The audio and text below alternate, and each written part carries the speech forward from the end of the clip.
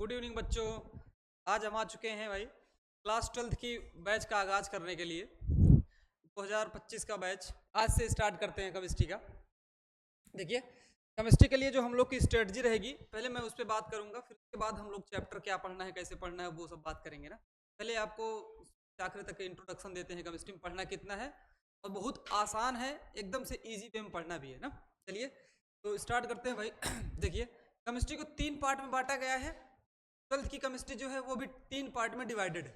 ठीक, पहली जो आएगी हमारी वो आती है फिजिकल। देखिए, फिजिकल केमिस्ट्री आएगी, बीच में इनऑर्गेनिक आपकी आएगी, और लास्ट में हम लोग पढ़ेंगे ऑर्गेनिक। 3 पार्ट में डिवाइड करके हम लोग चैप्टर को पढ़ेंगे। ठीक है, तो फिजिकल में जो सबसे पहला चैप्टर हम लोग लेने वाले हैं वो है सोल्यूशन। अपनी बुक फर्स्ट का चैप्टर नंबर 1 है। ठीक है, दूसरे नंबर पे हम लोग डील करेंगे भाई इलेक्ट्रोकेमिस्ट्री। आपको शेड्यूल जो है वो हम अभी अपलोड कर देंगे, शेड्यूल बन चुका है आपका टेस्ट वाला 3। तीसरे नंबर पे हम लोग पढ़ेंगे केमिकल काइनेटिक्स। ये 3 चैप्टर जो है फिजिकल के रखे गए हैं हमारे 12th के स्टैंडर्ड में ना। इसका वेटेज बहुत ज़्यादा होता है, लगभग 7 नंबर की आता है सोल्यूशन। 7 नंबर का सोल्यूशन अकेले आएगा, और टोटल न्यूमेरिकल। उसके बाद आपकी जो इलेक्ट्रोकेमिस्ट्री है, इसका वेटेज सारे चैप्टर जितने भी हैं केमिस्ट्री में सबसे ज़्यादा वेटेज इसी चैप्टर का है, इलेक्ट्रोकेमिस्ट्री। इसमें मतलब मैथ्स वाले जो होते हैं उनका क्वेश्चन नहीं फंसता है, बायो वाले में फंसता है। उसके लिए हम देंगे शॉर्ट ट्रिक, वो याद रखेंगे, निकल जाएगा ना। 9 नंबर का होता है ना। हर एक क्वेश्चन करने के लगभग अल्टीमेट 2 तरीके बताएंगे ना, क्योंकि इसमें बायो वाले भी बहुत लोग रहेंगे। मैथ पक्का है, लॉग वॉग लेना नहीं आएगा ना, फिर उसमें शॉर्टकट आएगा काम आपका ना। ये 9 नंबर का रहेगा पूरा, तो आसान है। फिर इसके बाद 7 नंबर की काइनेटिक्स आपकी आ जाएगी। अब बस 3 चैप्टर आपको फिजिकल में पढ़ने हैं, इन्हीं तीनों को स्ट्रॉन्ग कर लेंगे आप। देख लीजिए तो अच्छा खासा काम हो जाएगा ना, लगभग 23 नंबर का जुगाड़ हो जाएगा ये तीनों से ना। टॉपर यही डिसाइड करती है फिजिकल, क्योंकि इसमें होते हैं न्यूमेरिकल और बहुत खतरनाक ना, बहुत आसान नहीं होते। आता है तो होएगा, नहीं आता है नहीं होगा ना। ठीक है, इसमें आपके असरसन रीजन भी बनते हैं सोल्यूशन में, और सबसे ज्यादा वेटेज सब चैप्टर ज्यादा है ना यार। इनऑर्गेनिक में सिर्फ 2 चैप्टर हमें पढ़ने होंगे बस। चैप्टर नंबर फर्स्ट जो है आपको वो है D and F block. 7 number लेके आएगा ये चैप्टर, सिर्फ 4-5 दिन का चैप्टर। मुश्किल से 6 डिफिनेशन 7 डिफिनेशन याद करके चले जाओ, बिंदास खत्म ना। चाहिए नहीं है इसमें। ठीक है, ये मानो तुम्हारा सिर्फ और सिर्फ बोनस पॉइंट यही है, डी एंड एफ ब्लॉक पूरा बोनस है। उसके बाद आएगा कोऑर्डिनेशन केमिस्ट्री, ये अपने आप में बहुत खतरनाक है, कोऑर्डिनेशन कंपाउंड। ठीक है, ये ज़्यादा नंबर लेके नहीं आएगा ना। ठीक है, लेकिन चैप्टर बहुत इंपॉर्टेंट है। ये वेरी करता है, इसमें 6 से लेके 8 नंबर तक आता है, कभी कभार 8-8 नंबर देखने को मिल जाता है ना। इसमें थोड़ा सा वेरिएशन मिलेगा, क्योंकि चैप्टर बहुत बड़ा है। इसमें टॉपिक 3 कवर होते हैं ना। पहला आपका आइसोमेरिज्म आना चाहिए, फिर उसके बाद आईपीएससी आनी चाहिए ना, फिर रेटिंग आनी चाहिए, कॉन्फ़िगरेशन आना चाहिए। टॉपिक ज़्यादा है, इसीलिए इसका कभी कभार वेटेज ज़्यादा हो जाता है, ये चक्कर है। फिर जो हम लोग पढ़ेंगे ना ऑर्गेनिक, सबसे आसान सबसे इंपॉर्टेंट ऑर्गेनिक ही है ना। सबसे इंपॉर्टेंट और सबसे आसान पहला चैप्टर आएगा आपका हेलो एल्केन। देखो, ऑर्गेनिक सबसे आसान क्यों है, क्योंकि भाई इसमें एकदम से टॉपिक है फिक्स। ये रिएक्शन अगर बोर्ड में आनी है तो आनी है, उस पर हमें क्या करना है, कंसेप्ट क्लियर करके प्रैक्टिस करनी है, बस सिंपल दैट्स इट। और एनसीईआरटी एग्जाम्पलर, इसके बाहर कुछ मतलब कोई बुक नहीं छूनी है ना। टीपीपी जो रहेगी पीवाईक्यू वाली, वो मैं इस पे सॉल्व कराऊंगा ना। आपको सिर्फ 2 बुक लेनी है बस, खत्म। NCERT exemplar. क्यों एग्जाम्पलर कह रहे हैं, क्योंकि असर्शन रीजन और ऑब्जेक्टिव डायरेक्ट वहीं से आता है, चाहे नीट हो, चाहे जेई हो, चाहे आपका बोर्ड हो ना। तीनों एग्जाम के लिए सिर्फ एक बुक लागू हुई है सरकार की तरफ से, वो है एग्जाम्पलर। डायरेक्ट क्वेश्चन आपको मिलेंगे धुआंधार, और ऐसा नहीं है कुछ चेंज हो। असर्शन रीजन अगर है तो वही है, डिक्टो वही है, नया नहीं बनाएगा वो ना। इसके लिए एग्जाम्पलर मस्ट, सबसे मस्ट पिक वही है एग्जाम्पलर आपके बुक कलेक्शन में ना। दूसरा आपका आएगा एल्कोहल। नंबर पे हमें पढ़ना है भाई एल्कोहल, फिनॉल और ईथर। 3 चैप्टर मिक्स करके इंट्रो दिया गया है ना, 3 चैप्टर एक ही में पढ़ाया जाएगा। ठीक है, बहुत आसान है ये भी। और इसके बाद हम लोग पढ़ेंगे एल्कोहल, पढ़ने के बाद कार्बोक्सिलिक कार्बोक्सिलिक एसिड, कीटोन सब एक ही में, एल्डिहाइड तीनों एक ही में है। फिर इसके बाद हम लोग पढ़ेंगे एमाइन, नाइट्रोजन कंटेनिंग कंपाउंड। उसके बाद हम लोग पढ़ेंगे बायोमॉलिक्यूल। जैसे ये बोनस था वैसे ये बोनस है। बोनस है मतलब कि आपको डीएनए आरएनए में डिफरेंस पता होना चाहिए, ठीक है, बस वही पूछेगा ना, ठीक है। 2 चैप्टर बोनस आपके हो गए ये, मतलब कि दोनों मिला के मुश्किल से 10 दिन, तो शेड्यूल में लगाए भी है हमने, शेड्यूल भी चिपका देंगे ना। उसके बाद इतना ही हमें सीखना है। अब हम लोग एकदम टाइम एक्सपेंड करेंगे सबसे ज्यादा इसमें, फुल मूड से पढ़ना होगा, एनर्जी के साथ सोल्यूशन पढ़ेंगे। तो इसका एक एक न्यूमेरिकल बनना चाहिए। एनसीईआरटी में आपके न्यूमेरिकल हैं लगभग 40+ है ना, और एग्जाम्पलर में इतना ही बहुत है, इतना लेवल कर लिए बहुत है। डीपीपी करो बस, का बात खत्म ना।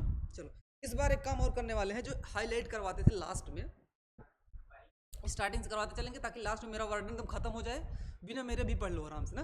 देखो हाईलाइट क्या सिस्टम है भाई, जितना हाईलाइट कराएंगे उसके बाहर नहीं आएगा ना, हर एग्जाम में वहीं से बनता है कुछ। तो एनसीईआरटी जरूर खरीद लीजिएगा, फर्स्ट पार्ट, सेकंड पार्ट और एग्जाम्पलर, बस। उसके बाद डीपीपी जो है वो ऐसे फोटो कॉपी करा के आपको हम बिल्कुल नहीं देंगे भाई, यहीं पे लेंगे बोर्ड पे ना, और आपके पास रहेगी, बस कराते चलिए ना। जैसे कहो हार्ड पेपर में देना है क्या डीपीपी, सॉल्व करना हो तो आप लोग लीजिए, हम दे देंगे ना कॉपी करा के, ठीक है। चलो अब देखो पढ़ना कैसे है भाई, चैप्टर स्टार्ट हम करेंगे और स्ट्रेटजी देख लो क्या क्या करना है हमें। चैप्टर मान लो चैप्टर फर्स्ट हम स्टार्ट किए ना, ठीक है, स्टार्ट करेंगे तो पूरा चैप्टर पढ़ा के न्यूमेरिकल नहीं लेना है ना। न्यूमेरिकल हम लोग क्या करेंगे, जैसे एक टॉपिक है, पर्टिकुलर टॉपिक खत्म जैसे ही होगा ना, उस पर जितने क्वेश्चन बन सकते हैं मैं यहाँ बनाऊंगा, ऐसा रीजन जो जो बन सकता है, जहाँ जहाँ पॉइंट से मैं बनाऊंगा तुरंत ना, बना के आपको दिखाएंगे। फिर आपको पकड़ वहां से मजबूत होना शुरू हो जाएगी, जब तब तक वो टॉपिक खत्म नहीं करेंगे जब तक एकदम पकड़ मजबूत ना हो जाए। 23 नंबर पूरा का पूरा अल्टीमेटम है ये, ठीक है। और इसमें ऐसा नहीं होता कि ऑब्जेक्टिव आ गया, ये आ गया, ऑब्जेक्टिव ज्यादातर इससे नहीं देते हैं, इससे बड़े बड़े क्वेश्चन देते हैं, 3 नंबर 5 नंबर। तो न्यूमेरिकल आपको फिजिकल वाले 3 नंबर 5 नंबर, 3 नंबर 5 नंबर ना, मतलब एक गए तो कहानी खत्म, सीधा आ गया 65 पे ना, इस तरह से हो जाएगा, खतरनाक है। इसलिए ना इसे एकदम आराम से करना है ना। चैप्टर स्टार्ट करते हैं हम लोग, फिजिकल केमिस्ट्री स्टार्ट करते हैं ना, सोल्यूशन, ठीक है। स्टार्ट करते हैं भाई, चैप्टर नंबर फर्स्ट, नाम है इसका सोल्यूशन। पहली बात जो आपको कंफ्यूजन मिलेगा सोल्यूशन के डिफिनेशन में ही मिलेगा ना। डिफिनेशन आप लोग पढ़ चुके हैं छोटी क्लासेस में, पता है भाई क्या होती है ना? तो हम बताते हैं, आप लोग देखिएगा। देखो सोल्यूशन क्या होता है, ये एक होमोजीनियस मिक्सचर, होमोजीनियस मिक्सचर समझ में आता है क्या होते हैं, एक ऐसा मिक्सचर इसका कंपोजिशन है वो थ्रू आउट सोल्यूशन क्या रहे, यूनिफॉर्म। यूनिफॉर्म का मतलब समझ में आता है? तो हाँ, एक बार में समझाते हैं, देखो एक ही बार में समझ में आ जाएगा। स्कूल में हम लोग जाते हैं ना, हर स्कूल का एक अलग से यूनिफॉर्म होता है ना, वो इसलिए करते हैं ताकि सारे बच्चे कैसे दिखे, एक जैसे।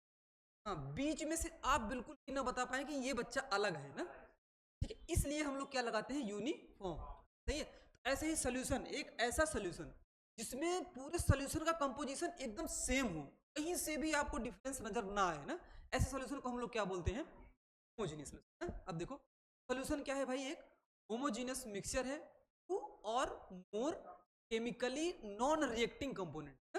देखिए समझिएगा, यहां से आपका वो बेवकूफ बनाता है ना। सुनिए फिर से देखिए, सोल्यूशन क्या है, solution is the homogeneous mixture of 2 or more chemically non reacting components.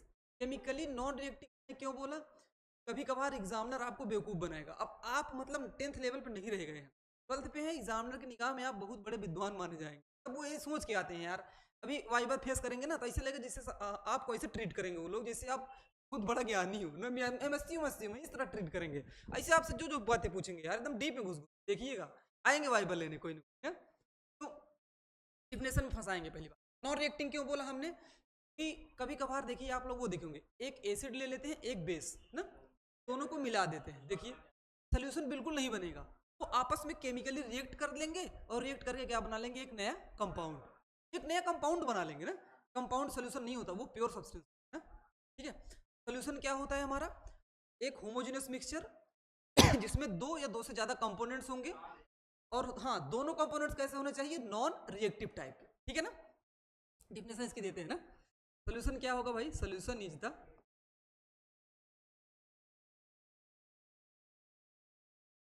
बता रहे हैं होमोजीनियस, समझाते हैं इस बात को, मिक्सचर ऑफ और मोर केमिकली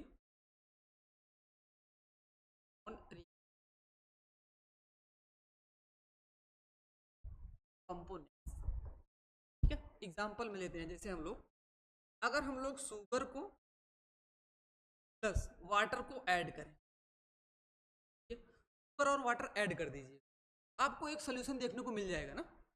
ऐसा क्यों हुआ, क्योंकि शुगर और वाटर ये दोनों आपस में कैसे हैं, केमिकली नॉन रिएक्टिंग है। देखिए केमिकली नॉन रिएक्टिंग कंपोनेंट है ना। चलिए यहीं पे आपको और सिखाते हैं एक दो।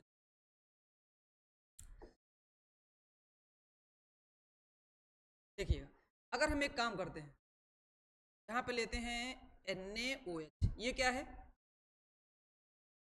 हाइड्रोक्साइड, एक बेस है ना, पढ़े होंगे ना, 10th में ही पढ़ लिए थे।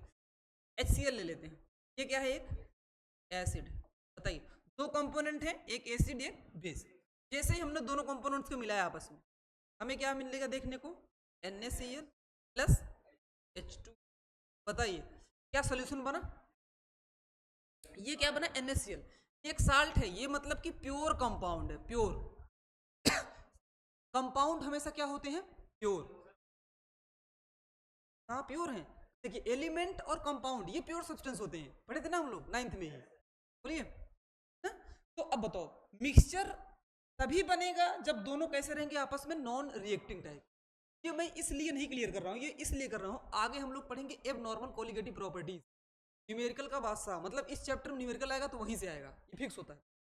इसलिए बता रहा हूँ, कभी कभार जो कंपोनेंट मिलाएगा वो आपको पहचानना रहेगा कि एसोसिएशन होगा, डिसोसिएशन, ब्रेकडाउन क्या होगा वो आप जानिएगा ना।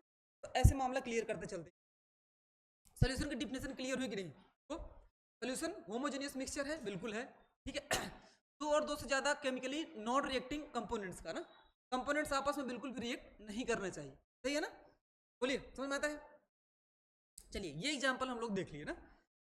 अब बताइए इसमें कोई दिक्कत है क्या, डिफिनेशन एकदम से क्लियर है भाई, डिफिनेशन में कोई प्रॉब्लम हो तो बताइए,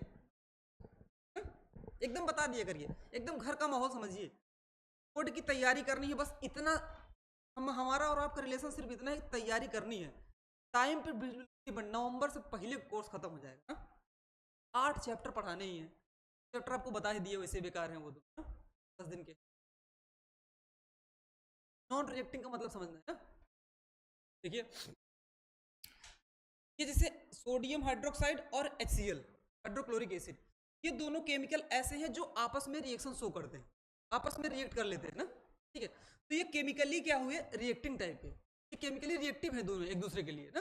वहीं आप एक काम करिए, NaOH में वाटर डालिए, रिएक्शन नहीं होगी, नहीं रिएक्शन का, डाइल्यूट हो जाएगा बस, होंगे ना। सुपर है वाटर है, सुपर जैसे वाटर में डालेंगे ना, आपस में रिएक्शन नहीं करेगा, बस क्या हो जाए शुरू हो जाएगा, सोल्यूशन बनना स्टार्ट हो जाएगा ना, ये कहानी, ठीक है। नॉन रिएक्टिंग का मतलब दो ऐसे कंपोनेंट जो आपस में रिएक्शन शो ही ना करें, किसी भी तरह से कंबाइन हो ही ना, ठीक है, उन्हें हम लोग बोलेंगे, तभी तो सोल्यूशन बनेगा यार, मिक्सचर हमें तभी मिलेगा ना। आगे चले, समझ में आता है भाई, डिफिनेशन क्लियर है।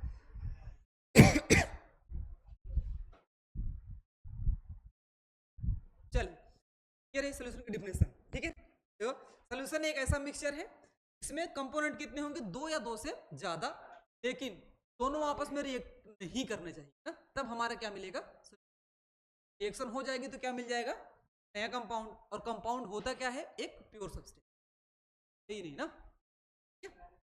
चलिए हटाएं इसको, चलिए अभी नोट्स इसकी हम भेज देंगे ना, प्रॉपर मिलती जाएगी। चलिए अब हम लोगों ने ये देख लिया कि सोल्यूशन क्या है,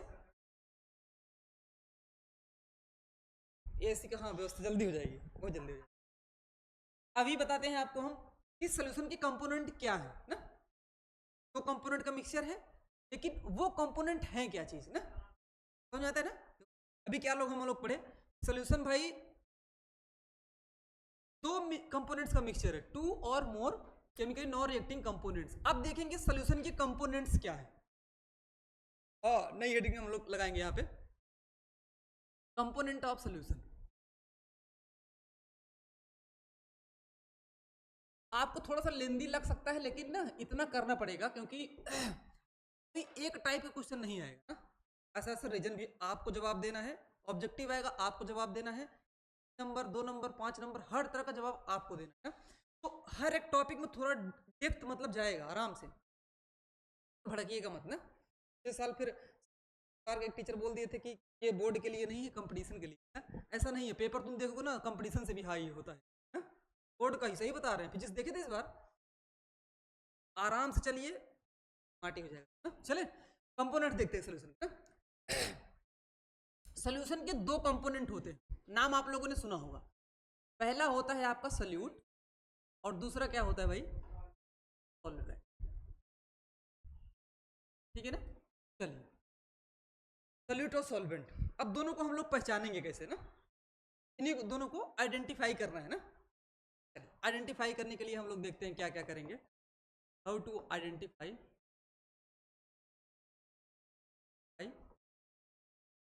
सोल्यूट एंड सॉल्वेंट सोल्यूशन।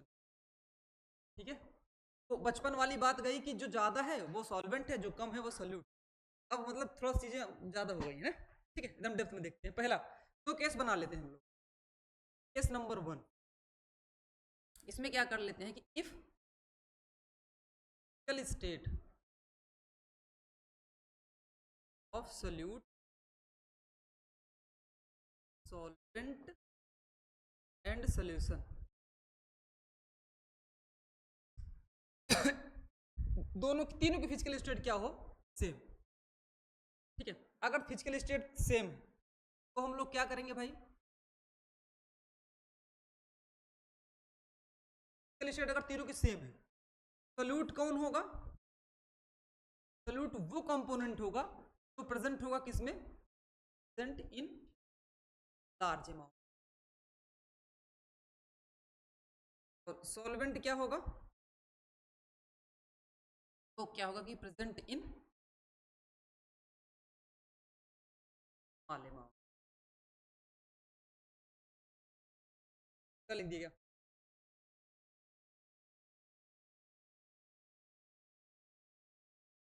ठीक है, सॉल्वेंट क्या रहेगा, जो ज्यादा अमाउंट में प्रेजेंट रहेगा, और सोल्यूट क्या रहेगा, जो कम अमाउंट में, है ना,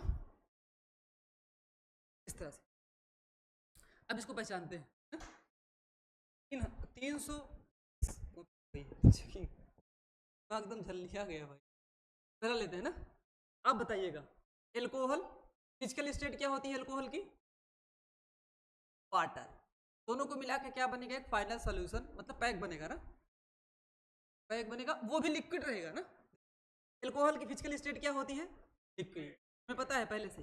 वाटर की लिक्विड, और सोल्यूशन तो फाइनल इनका दोनों का बनेगा तो लिक्विड ही बनेगा, ये हमें पता है ना, इतना पता है। अब बताइए अगर हम लोग एक काम करें, 40% हम लोग लेते हैं एल्कोहल और 60% इसमें मिलाते हैं पानी, सॉल्वेंट कौन होगा इसमें, वाटर होगा ना। क्यों, कि फिजिकल स्टेट सबकी क्या है, सेम। अभी इसमें हमें सॉल्वेंट किसको बताना है, जो ज्यादा रहेगा ना, तो इसमें ये क्या रहेगा, सॉल्वेंट। अगर ऐसा मामला आ जाता है 50% ये है 50% ये, तो हम लोग एक काम करते हैं, जिसको इच्छा क्या है उसको तुम सॉल्वेंट ले लो, कैलकुलेशन दोनों से सेम ही आएगी। अरे हाँ यार सेम आएगी। हाँ, ये 60% अगर एल्कोहल हो जाए और 40% क्या हो जाए, वाटर। इस कंडीशन में हमें ये सॉल्वेंट लेना पड़ेगा ना, वाटर, तो पैक बनेगा तगड़ा वाला ना? वाटर अब क्या हो जाएगा हमारा, इसको काउंट करेंगे एज अ सोल्यूट, ये कहानी बनेगी ना। हाँ, कब कब ये कंडीशन कब देखेंगे, जब सबकी फिजिकल स्टेट क्या रहेगी, सेम। इतना क्लियर है मामला, पहला तरीका ये हम लोग 9th में पढ़े थे ना। अब देखते हैं दूसरा तरीका, case number 2। when state of solvent and solution. अगर फिजिकल स्टेट डिफरेंट हो तो क्या करेंगे ना, जैसे कि हम लेते हैं केस एक एक करके, आप बताइएगा। यहाँ पे लिख एग्जाम्पल्स, यहाँ पे लेते हैं हम लोग शुगर, प्लस यहाँ पे लेते हैं हम लोग वाटर। इन दोनों का फाइनल सॉल्यूशन जो बनेगा किस स्टेट में रहेगा भाई? सही है। शुगर की स्टेट क्या है? सॉलिड है। ये क्या है?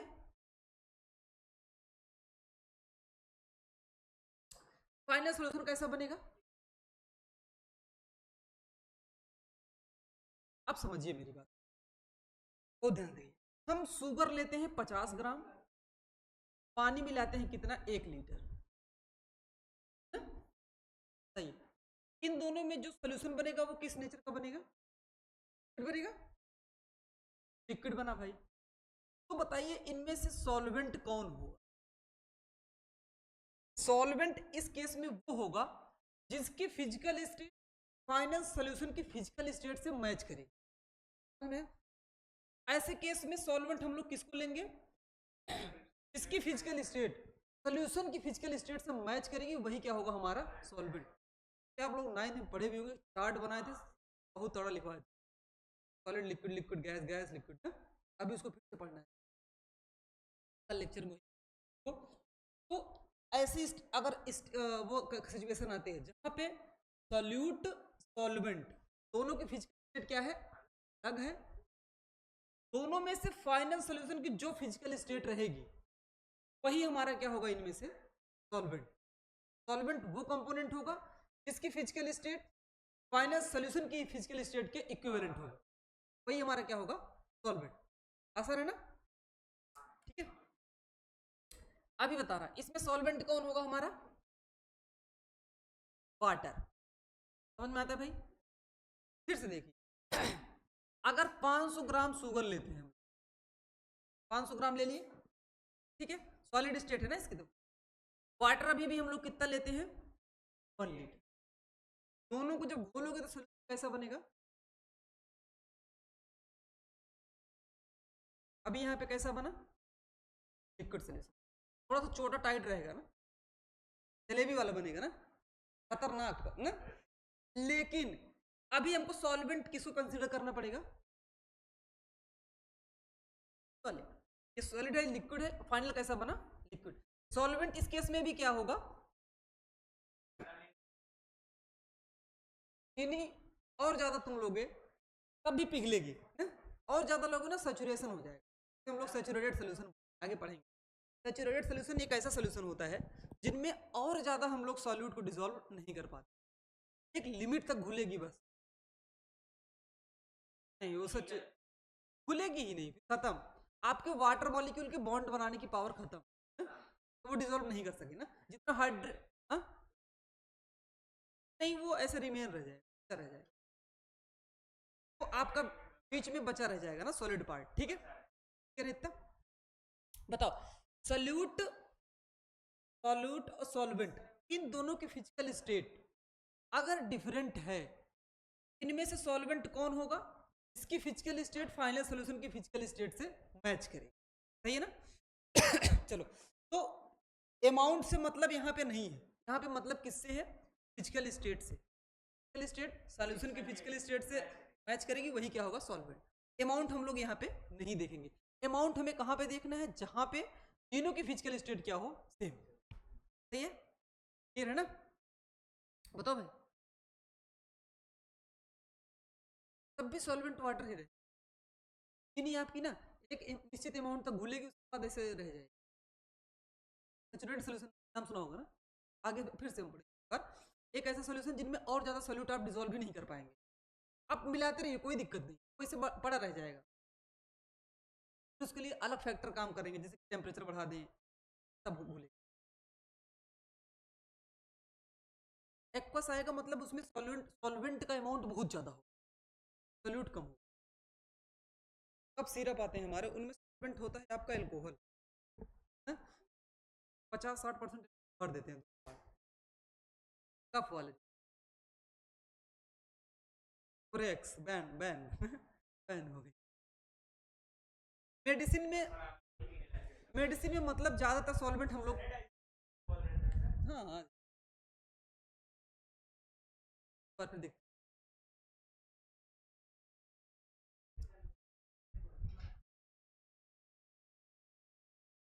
चले देखिए, सोल्यूशन क्या होता है, एक होमोजेनियस मिक्सचर, दो या दो से ज्यादा कंपोनेंट्स का ना, कंपोनेंट्स इसके दो या दो से ज्यादा भी हो सकते हैं ना, उसमें डरने की कोई बात नहीं, अभी उसको क्लासीफाई करते हैं हम ना? Or more chemically non reacting, non reacting आप लोग डिफिनेशन में जरूर लिखिएगा। नॉन रिएक्टिंग का मतलब ये हुआ कि अब हमारा सोल्यूशन किसी से रिएक्शन तो नहीं करेगा ना, ठीक है। अगर दोनों कंपोनेंट आपस में रिएक्ट कर लिए तो सोल्यूशन बनेगा ही नहीं, रिएक्ट नहीं करे तभी सोल्यूशन बनेगा, ठीक है। चलिए आगे, जैसे एग्जांपल हम लोगों ने ये देखा था, इस केस में सोल्यूशन नहीं बनेगा, ये एक नया क्या बन जाएगा, कंपाउंड। और कंपाउंड क्या होते हैं, प्योर सब्सटेंस ना, पढ़ाइए हम लोग आगे चले।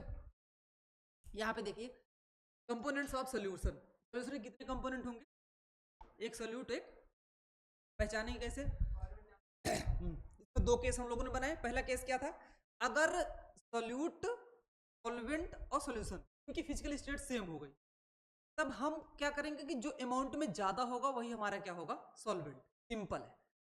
अगर ऐसा हो जाता है केस टू में कि फिजिकल स्टेट हमारी अलग अलग आ जाती है, तीनों की फिजिकल स्टेट डिफरेंट है, इस केस में क्या करेंगे, जिसकी फिजिकल स्टेट सोल्यूशन के फिजिकल स्टेट के इक्वल हो वही हमारा क्या होगा, सॉल्वेंट। दूसरा कंपोनेंट क्या हो जाएगा हमारा, पूरे चैप्टर में सिर्फ दो कंपोनेंट वाला सोल्यूशन पढ़ना है ना पूरे चैप्टर। अब हम लोग सोल्यूशन को on the basis of component classify कर लें क्या, अब सोल्यूशन ये भी देख लेना यार कितने टाइप के हो सकते हैं कंपोनेंट के बेसिस पे, देखें पहला क्लासिफिकेशन देखते हैं, टाइप्स ऑफ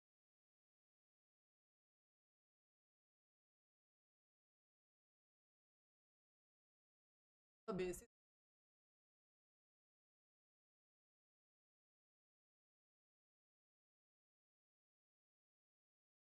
अभी सिर्फ कंपोनेंट्स के बेसिस पे देखते हैं सोचिए कि कंपोनेंट्स एक रहेगा तो सोल्यूशन बनेगा,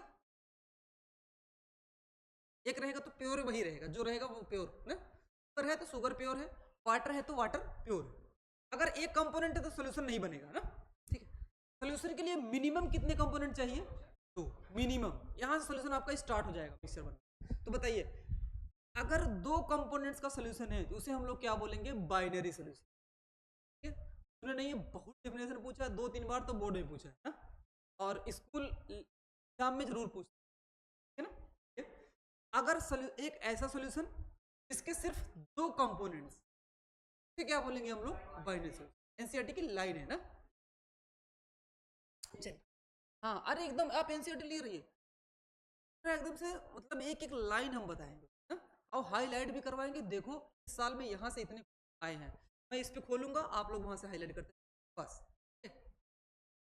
चले पहला हम लोग देखेंगे क्या, बाइनरी सोल्यूशन,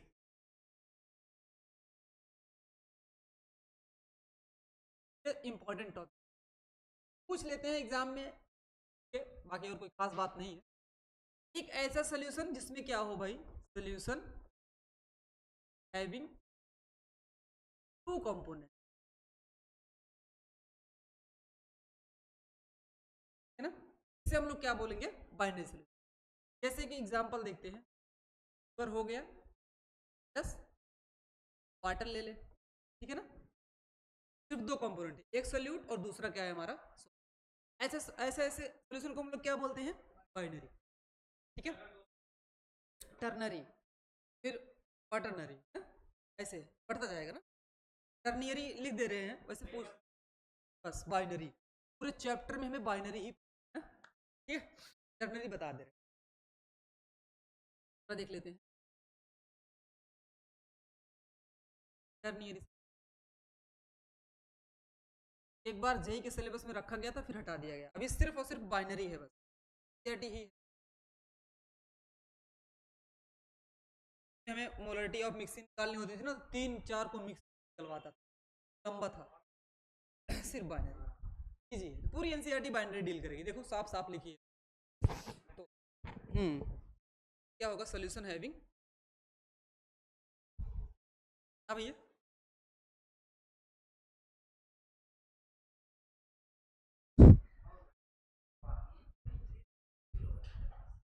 नहीं बुक आप नहीं ले लीजिए, नहीं ले लीजिए, जानते हैं क्या? इसमें अगर कुछ ना लिखा हो तो ठीक है।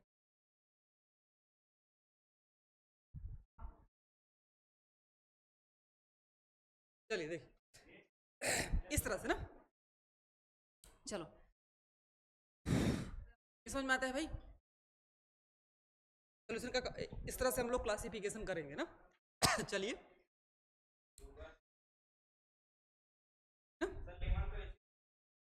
रिएक्ट नहीं करेगा, वाटर में एसिड डालोगे तो कोई रिएक्शन नहीं होगा। अगर वहीं पे भले से ये लेमन आपका वीक एसिड है, ये एक वीक एसिड है ना, देखो जितने नेचुरल सोर्सेज से मिलते हैं, मतलब ऑर्गेनिक वाले एसिड सारे वीक होते हैं ना, और इनऑर्गेनिक वाले सारे स्ट्रॉन्ग, सब स्ट्रॉन्ग ना, H2SO4 HCl हो गया, चन्नो 3 हो गया, सब स्ट्रॉन्ग वाले सारे आपके ऑर्गेनिक मतलब नेचुरल मिलेंगे, सब एकदम से वीक। वाटर सॉल्वेंट है, दोनों सॉल्वेंट है, दो सॉल्वेंट एक सोल्यूट।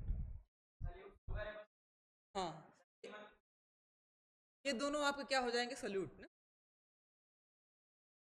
हाँ फाइनल स्टेट आपकी यही मिलेगी ना, वाटर वाली। चलिए देखिए अब हुआ क्या, इसमें क्या कहानी है भाई, अब हम लोग क्या करेंगे, इनकी फिजिकल स्टेट देख के क्लासिफाई करेंगे ना।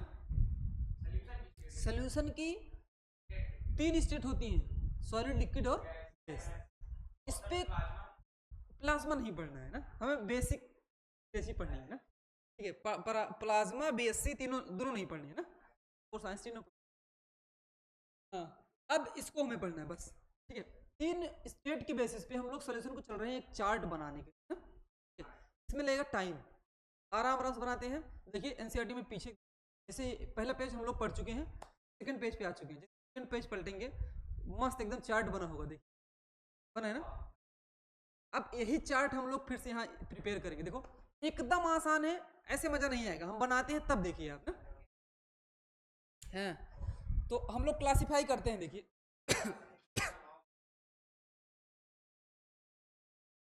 एक बार आप लोग यहाँ देख लेंगे ना तो अपने आप बना लेंगे जितनी बार मन करेगा ना। Classification, classification of solution on the basis of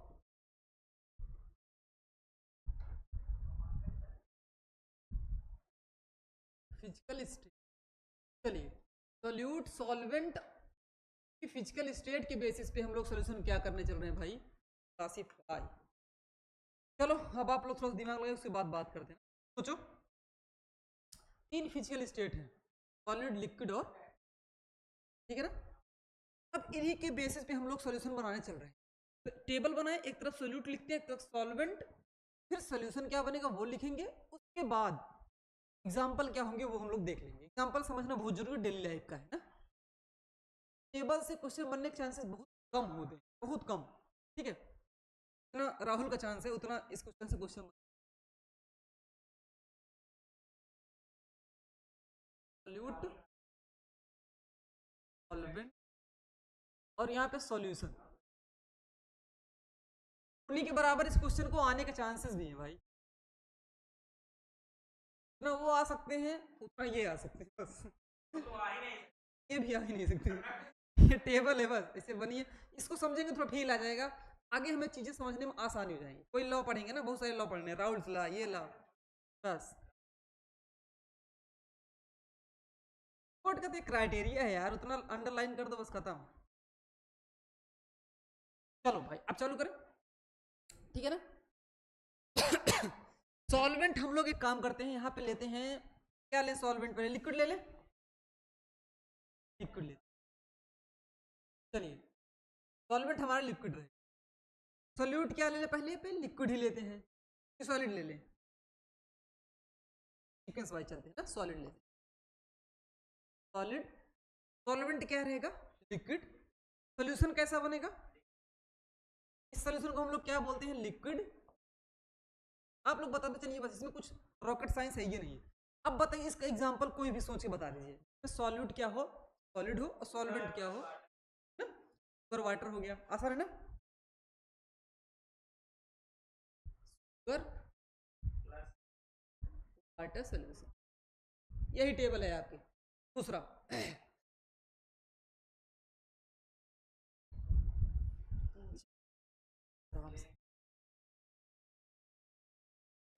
इसमें पढ़ाई का मैं परेशान बहुत किए हैं देखो। अब हाँ, ये सॉलिड लेते हैं यहाँ पे, और यहाँ भी क्या लेते हैं? सॉलिड। बताइए, solid solute, solid solvent, solution कैसा बनेगा? सॉल्वेंट के बराबर ही तो बनेगा ना, सिंपल। क्या बनेगा? सॉलिड। सॉलिड में ही रहेगा। एग्जाम्पल आप सोचिए, बताएं, एलॉय ना, एलॉय नाम सुना होगा ना। देखो अब यहाँ पे, हाँ, कहानी कहानी कहानी बता दूंगा। देखो, जो प्योर गोल्ड होता है ना, वो जिस तरह से तापमान अभी है ना, इतने पे वो ऐसे पिघल जाए। कोई भी लड़की अगर जा रही होगी, ऐसे हाथ मार दोगे ना, सोना तुम्हारे हाथ में सही सही बता रहे ना, इतना मतलब इतना ज्यादा वो रहता है मुलायम, सॉफ्ट, बहुत सॉफ्ट चीज है वो ना। अब होता क्या है सॉफ्ट चीजें महंगी होती है ना। अब होता क्या है कि वो इसको हार्ड करने के लिए, सुनिए, इसको हार्ड करने के लिए और इस पे बहुत तगड़ी डिजाइन करने के लिए, सोचो ऐसे सोना इतना सॉफ्ट है, उस पर डिजाइन तुम करोगे क्या?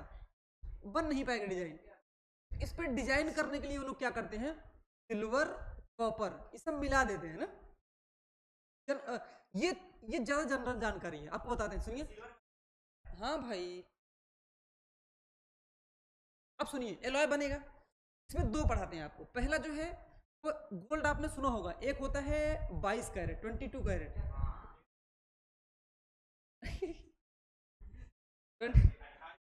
24 कैरेट का गोल्ड आपको सिर्फ एक ही जगह मिल सकता है, पीसीएम क्लासेस में ना। पहला क्या रहेगा आपका, जो पहला हम लोग देखते हैं 22 कैरेट। इसकी क्या कहानी होती है आप सुनिए। इसमें सिर्फ और सिर्फ दो चीजें मिलाते हैं लोग, सोना और चांदी ना। इसमें क्या रहेगा? गोल्ड और सिल्वर। सिल्वर बहुत कम रहेगी, सोना बहुत ज्यादा रहेगा। दूसरा आप कहीं से घटा के 18 कैरेट या 20 कैरेट वाला बोलते हैं, ये सस्ता रहता है थोड़ा सा ना। ये 60,000 में है, तो ये आपको ऐसे 56,000 58,000 में देते हैं ना। इसमें क्या रहता है ना, लेकिन और सुनिए, जो डिजाइन आपको इस पे मिलेगी वो इस पे नहीं मिलेगी ना।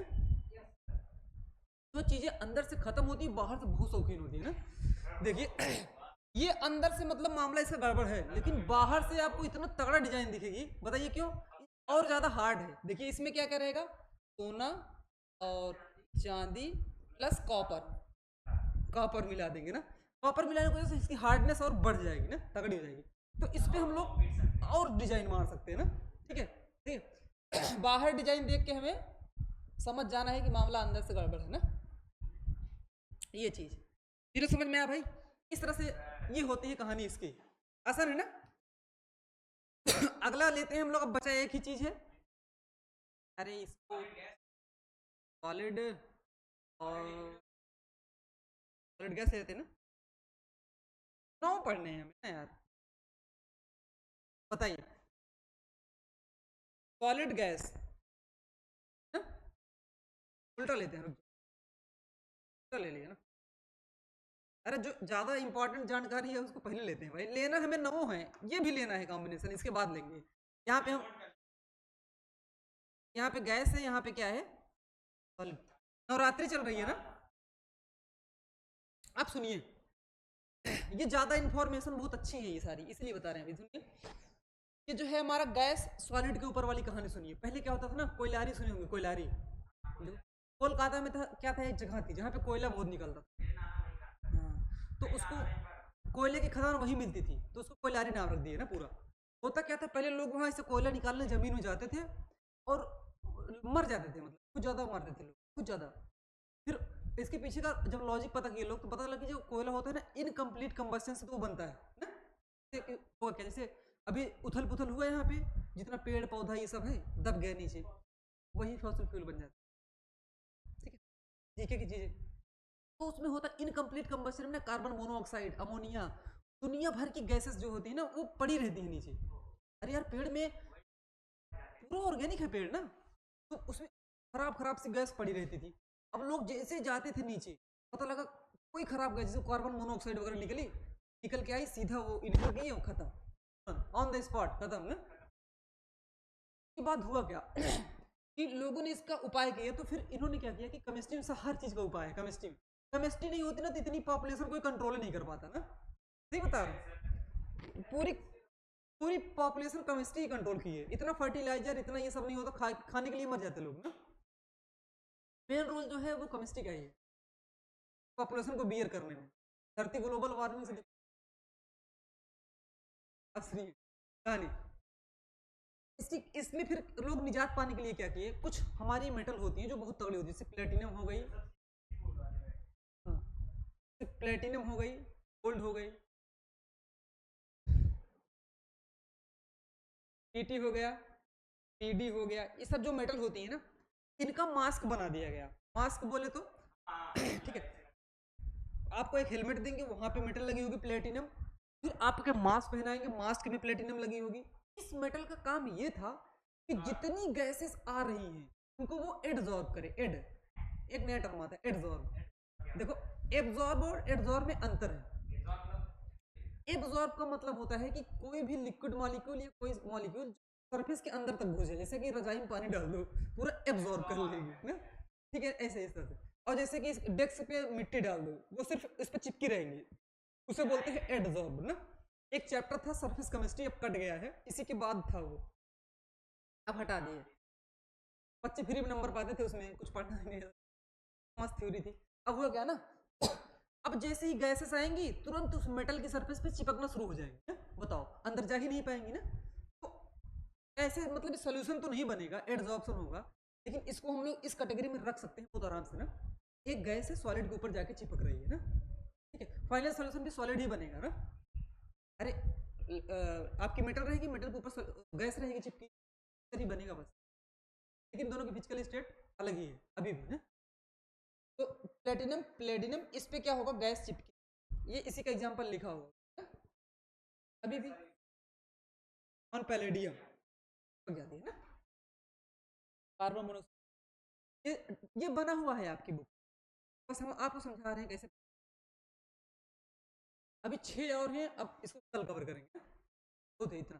तो आप देखिए अभी एक कल जो है आपको मजा आना स्टार्ट हो जाएगा, चैप्टर कल से स्टार्ट हो जाएगा। कल हम स्टार्ट कर देंगे कंसंट्रेशन, कल से आपका इंटरेस्ट इतना हो जाएगा ना 2-4 दिन बाद आप धुआंधार एनसीईआरटी धुआंधार लगाने अपने आप स्टार्ट कर, तो बोलना नहीं होगा, अभी तो थ्योरी है।